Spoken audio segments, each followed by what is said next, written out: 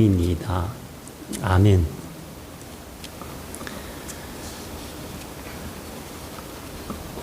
나라 잃은 슬픔은 이루다 표현할 수 없을 것입니다. 해방 후의 세대는 학창시절 저항시인으로 알려져 있는 이육사나 아니면 윤동주 혹은 이상화 시인의 작품 속에서 조금은 느낄 수 있겠습니다. 하지만은 당시 시인들은 말과 글을 잃어버렸던 시절이라서 애둘러 표현해야 했으니 얼마나 답답했겠습니까? 이에 비해 이스라엘 백성들은 우리보다 훨씬 더 오랫동안 그리고 이방 땅에 끌려가서 겪어야 했으니 그들의 아픔은 한이 되고도 남았을 것입니다.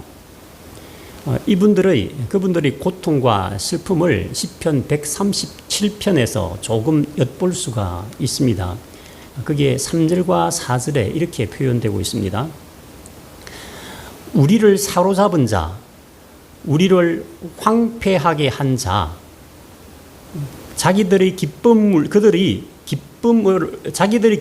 위해 시온의 노래를 청합니다. 라고 이야기해놓고 그렇게 호소하고 난 다음에 이어지는 4절에 써가지고는 우리가 어찌 이방 땅에서 여호와의 노래를 부를까라고 이렇게 이어지고 있습니다.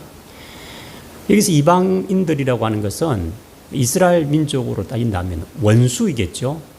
그 원수들의 즐거움을 위해 가지고 자신들의 유일신인 하나님께 드리는 예배 음악을 불러야만 하는 그 상황에서 느낄 수 있는 고통과 슬픔이라고 하는 것은 이스라엘 백성들에게 있어서는 곧 모욕이라고 할 수 있겠습니다. 이러한 이스라엘의 수욕에 대한 원인을 우리가 방금 읽었던 그 다니엘의 기도를 통해서 알 수 있는 바는 그 원인은 주께 범죄한 때문이라고 이렇게 고백을 하고 있습니다. 그리고 이어서 이스라엘의 수욕을 해결하기 위해 가지고 시도를 하는데 한번 생각해 보십시다. 이 시간에 다니엘의 해결책은 무엇이었겠습니까? 본인도 이스라엘 백성이고 비록 자기는 왕궁에서 편안하게 지낸다고 하겠지만은 그래도 이러한 수욕은 선지자라는 점에서 보면 누구보다도 더 강하게 느꼈을 것이라고 생각합니다. 본인은 이러한 수욕, 이러한 문제를 죄의 원인으로 보고 있다는 것입니다. 다니엘이 찾았던 해결책은 바로 그것입니다. 이분은 우리가 생각해 본다면 자기의 어떤 높은 직위를 이용해 가지고 독립운동을 할 수도 있습니다. 직접적으로 할 수 없겠지만 그래도 자신의 위치와 권력을 이용한다면 간접적으로도 충분하게 후원을 해줄 수도 있는 그런 부분들이죠. 우리 상식으로 따진다면. 그리고 그걸 안 하더라도 적어도 원수를 향하여서 저주할 수도 있습니다. 기도를 통해서라도 저주할 수 있다는 것이죠.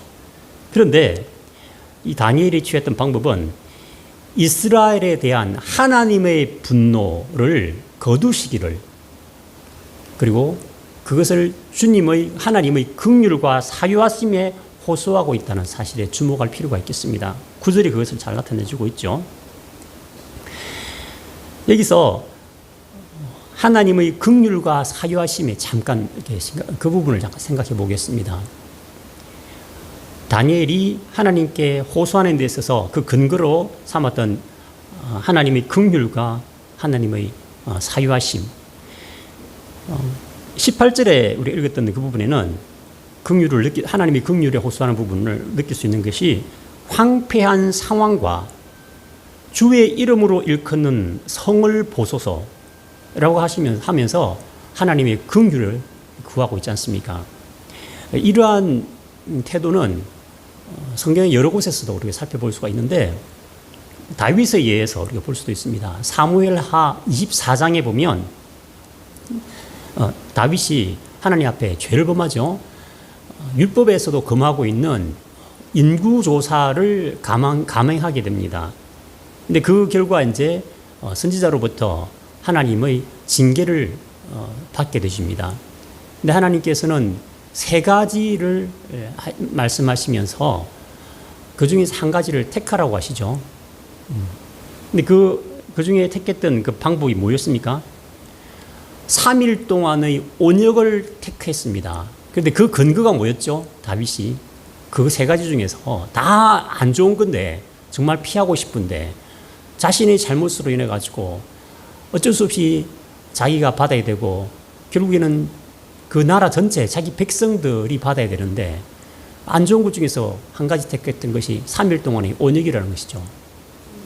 그 근거는 뭐냐니까 여호와께서는 긍휼이 풍성하신 하나님이시라는 그 근거로 들고 있습니다. 그래서 내가 사람의 손에 넘겨져 가지고 쫓겨다닌다든지 뭐 이렇게는 안 하겠다.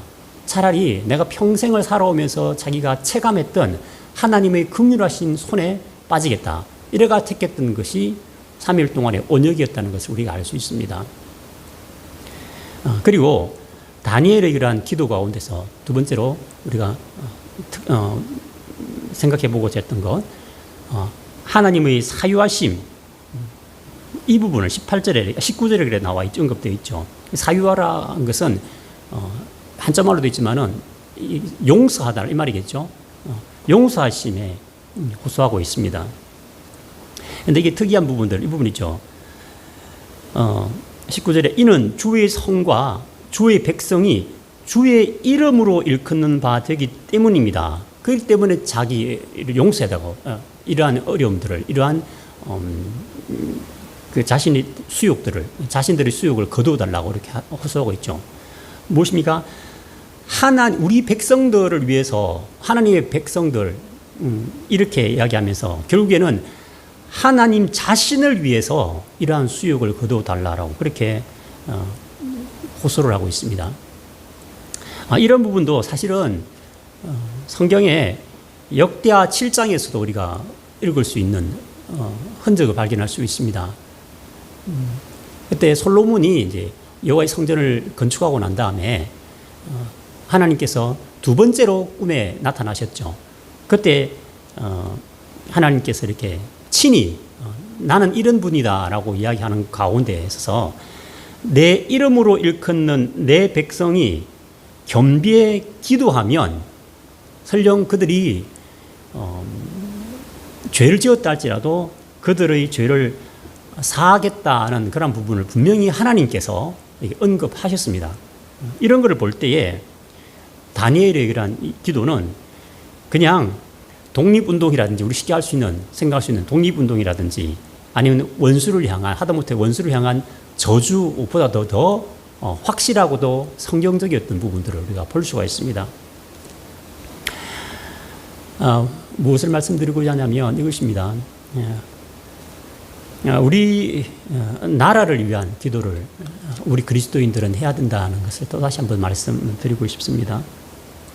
예전하고 달리 다니엘 시대, 구약 시대와는 달리 정치와 그리고 종교가 분리되어 있는 그러한 세상이지만은 여전히 어제 우리가 살펴봤던 것처럼 이 세상의 주권자는 하나님이십니다. 그렇기 때문에 세상은 하나님을 인정하지 않고 또 모르지 않습니까? 그렇기 때문에 이런 이 혼란한 세상은 교회에 주어진 기도하라고 하는 그런 숙제라고도 볼 수 있겠습니다. 방법은 무엇이라고요? 우리가 살펴봤던 것처럼 그리고 예를 들었던 구약 성경의 그런 다윗과 그리고 솔로몬에게 현몽하셨던 하나님의 말씀을 근거로 보면 이 세상 주권자이신 하나님의 긍휼을 구하는 기도해야 된다는 것을 우리가 교훈을 얻을 수 있겠습니다. 그리고 이 일은 하나님께 직구할 수 있는 그의 백성된 우리만이 할 수 있다는 것입니다. 우리만이 유일하게 할 수 있다는 것입니다. 그렇기 때문에 진정한 애국자는 그리스도인들일 수밖에 없다는 것이죠. 이러한 사명을 가지고 오늘도 짧은 시간이지만은 개인 기도하시면서 나라를 위한 기도를 함께 했으면 합니다. 기도하시겠습니다. 우리로 교회 삼으신 하나님의 은혜에 감사합니다. 아울러 교회로서의 책임 또한 주어졌으니 이를 잘 감당해야겠습니다. 정치, 외교, 경제 등 어느 것 하나 바람 잘 날 없는 상황에서 우리나라를 붙들어 주시고